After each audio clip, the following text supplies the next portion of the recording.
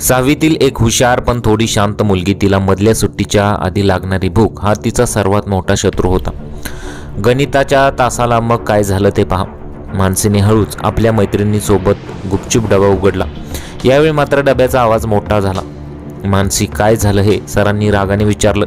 मानसी घाबरून उभी राहिली. तिचा डबा, अर्धवट खाल्लेली कचोरी आणि तिची चोरी पकडली गेली होती. सरांनी तिला वर्गाबाहेर उभे केले आणि शिक्षा म्हणून तिचा डबा जप्त केला. मानसीला खूप लाज वाटली, पण तिला वाटले की हा विषय इथेच संपला. पण दुसऱ्या दिवशी सकाळी मानसी शाळेत पोहोचतात सगळे तिच्याकडे विचित्र नजरेने पाहू लागले. चोरटी, भोकडी असे काही शब्द, कुजबुजणारे शब्द तिच्या कानावर पडले. तिला काही कळेना. तिची मैत्रीण प्रिया घाबरून तिच्या जवळ आली आणि म्हणाली, मानसी, कालचा व्हिडिओ तो व्हायरल झालेला आहे. आजकालची मुलं शाळेमध्ये मोबाईल सुद्धा आणत आहेत. त्यामुळे एका मुलाने व्हिडिओ व्हायरल केला होता. मागच्या बाकावर बसलेल्या रोहितने, जो नेहमीच खोड्या करायचा, त्याने चोरून व्हिडिओ बनवला आणि रात्री तो शाळेच्या विद्यार्थ्यांच्या ग्रुप्समध्ये पाठवला.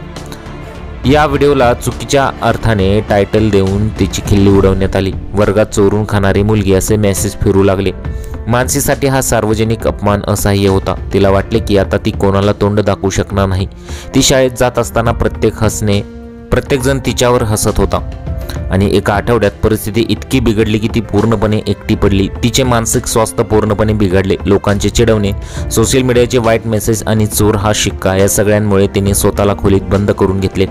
तिला वाटले या सगळ्या त्रासातून बाहेर पडण्याचा एकच मार्ग आहे, तो म्हणजे जीव देणे. मग संध्याकाळी जेव्हा आईवडील कामावर गेले होते तेव्हा मानसीने आपल्या आयुष्याचा शेवट करण्याचा विचार केला.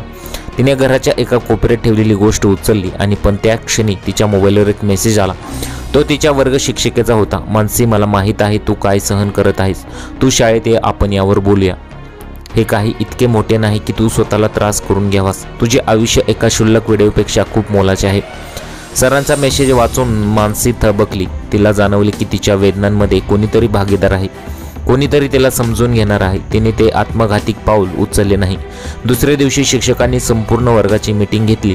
त्यांनी स्पष्ट सांगितले की चोरून खाणे हा एक साधा नियमभंग आहे, पण कोणाचा व्हिडिओ चोरून काढून तो व्हायरल करणे आणि त्याला मानसिक त्रास देणे हा मोठा गुन्हा आहे.